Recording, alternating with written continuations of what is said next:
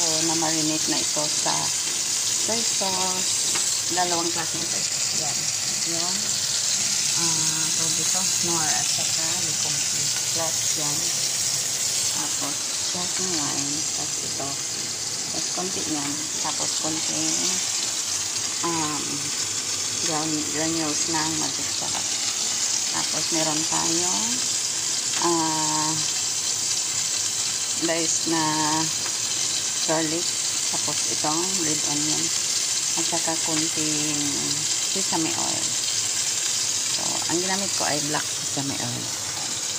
And guys, nabibili yan sa Chinese stores. Pero meron din siguro yan sa mall. So, lagay na natin guys. Ito na natin.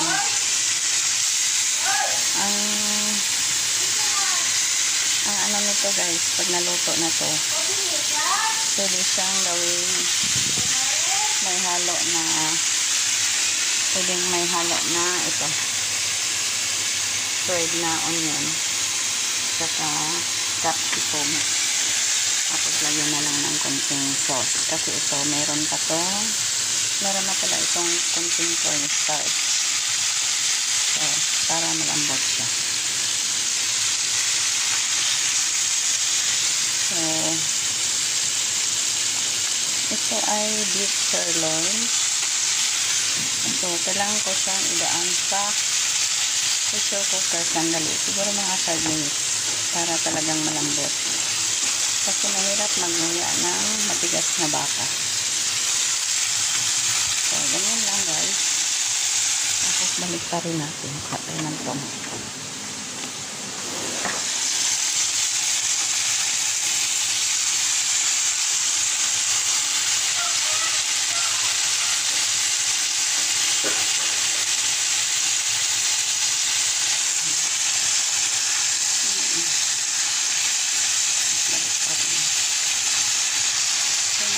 Ito lang sa gunting. Panghaluan na natin ito. Tapos gunting ito. Ngayon lang gunting chicken stock. Kaya pwede na rin tubig. At kaya beef stock. Kung may sabaw pa ko ng baka. Tapos the rest guys, haluan ko siya ng broccoli. Ang labas niya, beef and broccoli pa rin. So, ayan guys. All in one ang luto natin. Para dalawang katahog sa isang marinade.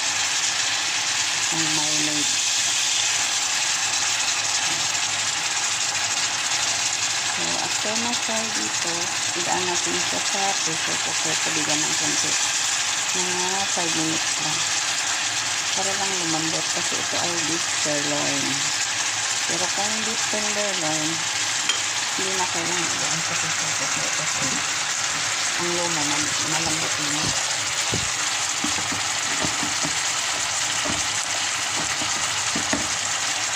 Ito yung bawang sa bawang sa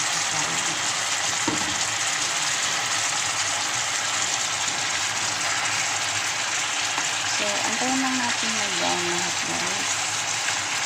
Tapos ready for transfer na sa pressure cooker for 5 minutes. So, that's it guys. Dito na ko ipaantayin kasi sayang ang oras niya. Time is go. So, thank you so much guys.